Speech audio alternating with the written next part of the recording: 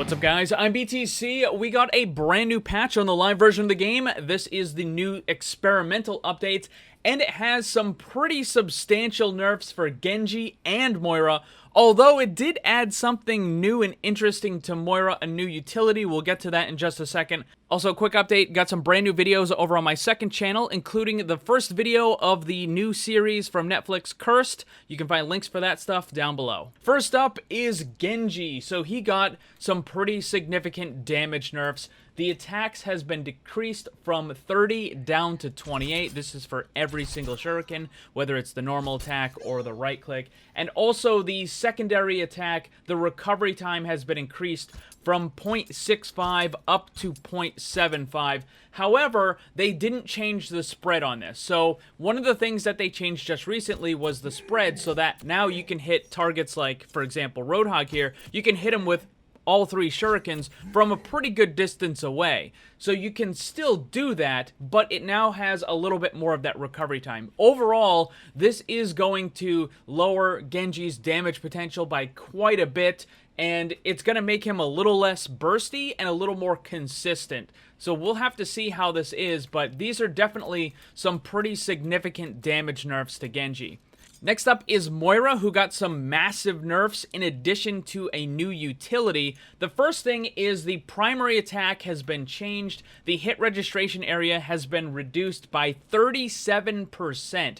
This means that you're going to have to be much more accurate with your attack. This brings it a lot closer in line with things like Mei's primary attack and Zarya and Symmetra. So it's still going to be a little bit on the easier side. There's still a bit of a buffer zone to it, but it is going to require a good deal more accuracy than before. You can't just, kind of attack in the general area anymore. You do have to be a little bit closer to the target.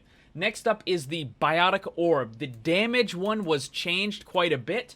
So there's a whole bunch of stuff going on here. The first thing is that the radius was reduced from 4 meters down to 3 meters. And then the projectile slow was increased from 72.5 up to 80%.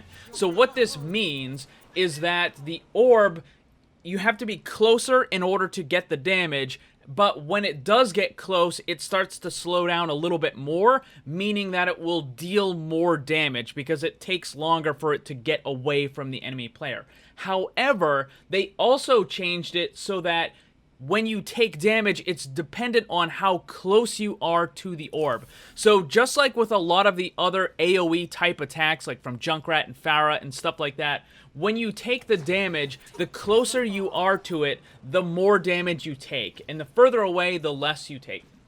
So how it works is between 1 and 0 meters, it will deal 150 damage per second, which is huge. That is a lot of damage, right? So you throw it directly at someone, and it's going to do a massive amount of damage. However, between 1 and 3 meters, it will scale down from 150 to only 25 damage. So if you're just hitting someone on the very, very edge, it's only going to do 25 damage per second.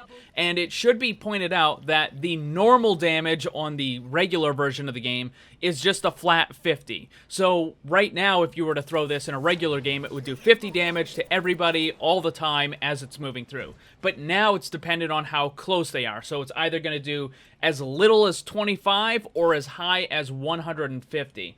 The total potential damage for the orb hasn't changed at all. It's still at 200. So once it does that 200 damage, that's it, it's gone. So you can throw it at someone, and even though it's dealing 150 damage per second, it's not going to do, like, hundreds and hundreds of damage. It caps out at that 250, and then it's just done, it's gone. So this is a pretty significant change to it. Although I like this change, I still don't think the damage orb is a good idea, because this is only a damage ability. That's all it does. It doesn't offer anything else, no utility.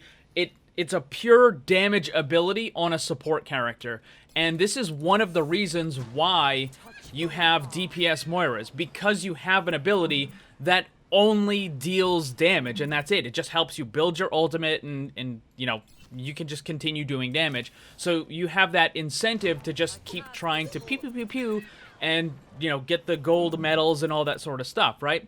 So I don't think a pure damage ability belongs on a support character. It's fine on a tank or on a DPS, but I don't think pure damage abilities belong on support characters. I think there should be some other functionality to it. The other thing that was changed to Moira is they finally gave her some utility. This is the first time she's ever had any kind of utility, and it belongs to the Fade ability. What happens is after the Fade ends, all allies within 6 meters and Moira herself gain a phasing, which is the hero becomes immune to all damage and effects. And this is essentially the same thing as the Fade and Wraith form and all that sort of stuff, where they just cannot be damaged, they can't be hurt, slowed, stunned, nothing. You are immune to everything. So you can use this in order to help your team escape from any kind of crowd control if they're stuck inside Mei's Blizzard or Zarya's Grav. You can use this if your team gets hit with an anti. Now, the thing to remember, though, is that it only happens at the end of your Fade. And I think the reason why they did this is because you may not be right next to the teammates that you want to use it on.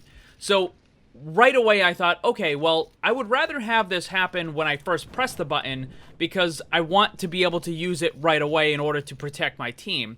But then I got to thinking, well, hold on, you're probably not going to be right near your team all the time, so it might make sense that you need to go over there and then have it work. So this, by having it at the end, it does allow you to reposition yourself very quickly so that you can get close to them in order to have that extra effect on them. Because again, if you're kind of over here, you know, healing, whatever, and then the enemy, you know, uses something on your teammates, you can go over here and then hit them with that Fade thing and clear out whatever they have, or to protect them from the damage that's going to be coming in. So, and again, another thing, like, let's say there's a Reaper or a Pharah or something, and they just immediately start to use their ult, you can go over there and actually protect your team from all that damage by fading over to that area. I'm not really so sure about these Moira changes. I think that it's kind of in the right direction, but it still leaves a lot of the main flaws with the character. The damage change, I think, is good because it just makes it require more accuracy, which is, I think, is fine. As far as the Biotic Orb change, it's a better solution that when we currently have, you have to be more accurate with it so you can do more damage. But at the end of the day, it's still fundamentally flawed because it's a pure damage ability on a support character, and it just doesn't belong there.